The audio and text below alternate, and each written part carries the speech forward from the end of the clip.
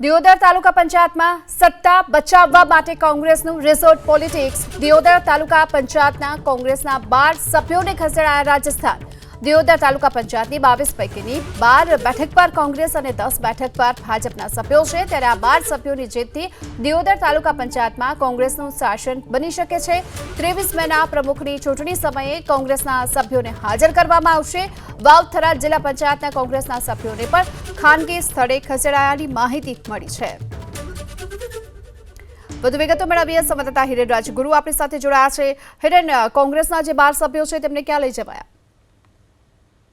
દિયોદર તાલુકા પંચાયતની 22 બેઠકો માટેની જે ચૂંટણી યોજાઈ હતી અને તેનું પરિણામ આવ્યું છે। 12 સભ્યો કોંગ્રેસના ચૂંટાયા છે, 10 સભ્યો ભારતીય જનતા પાર્ટીના ચૂંટાયા છે। જો 1-2 સભ્ય આગા પાછા થાય તો કોંગ્રેસને જીત્યા બાદ પણ શાસન હાથમાંથી જતું રહે તેવો ડર છે અને આ ડરના કારણે કોંગ્રેસે પોતાના દિયોદર તાલુકા પંચાયતના ચૂંટાયેલા 12 સભ્યોને રાજ્ય બહાર રાજસ્થાન ખસેડ્યા છે।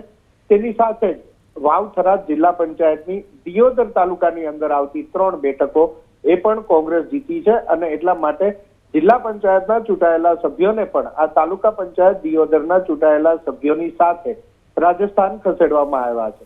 23મી તારીખે દિયોદર તાલુકા પંચાયતની પ્રમુખ ઉપપ્રમુખની ચૂંટણી યોજાવાની છે અને એ સમયે કોંગ્રેસ આ તમામ લોકોને ત્યાં બોર્ડ જે તાલુકા પંચાયતનું પ્રથમ બોર્ડ બોલાવવામાં આવ્યું છે ત્યાં હાજર કરશે અને જો આ તમામ સભ્યો અકબંધ રહેશે તો કોંગ્રેસના પ્રમુખ બને એટલે કે કોંગ્રેસનું શાસન દિયોદર તાલુકા પંચાયતમાં આવે એ પ્રકારેની સંપૂર્ણ શક્યતા છે, કારણ કે હાલ જે સંખ્યા છે એમાં ભારતીય જનતા પાર્ટીના 10 સભ્યો છે ચૂંટાયેલા, જ્યારે કોંગ્રેસના 12 સભ્યો ચૂંટાયેલા છે।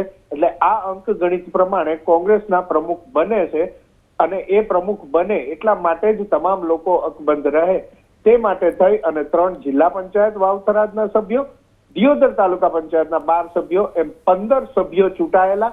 બાકીના પૂર્વ ધારાસભ્ય શિવાભાઈ ભુરિયા સહિતના જે આગેવાનો છે એમને લઈ અને રાજસ્થાન પહોંચી ચૂક્યા છે। જી આભાર આપનો આ માહિતી માટે।